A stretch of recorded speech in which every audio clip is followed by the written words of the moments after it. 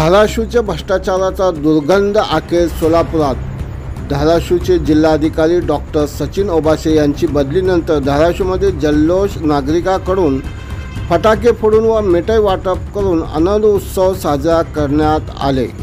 यावेळी माध्यमांशी बोलताना शिवसेना शिंदे गटाचे जाधव म्हणाले की मी अमोल शिवाजीराव जाधव शिवसैनिक शिंदे गट 2 ते 2.5 महिने या भ्रष्टाचाराला लढा देत होतो।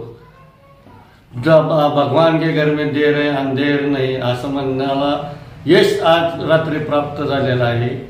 जे भ्रष्टाचाराच्या पाठीशी उभे राहणारे जिल्हाधिकारी यांची काल बदली झाली आणि धाराशिव जिल्हा भ्रष्टाचार मुक्तीच्या मार्गावर आजपासून शिवजयंती निमित्त चालू झालेला आहे।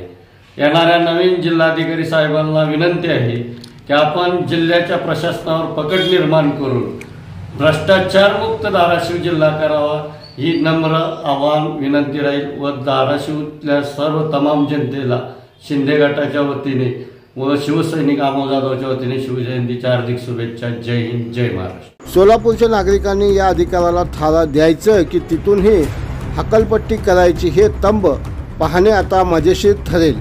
धाराशिवच्या लोकांनी अनुभवलेले कीड सोलापूरच्या डोक्यावर बसते की नाही हेही लवकरच कळेल।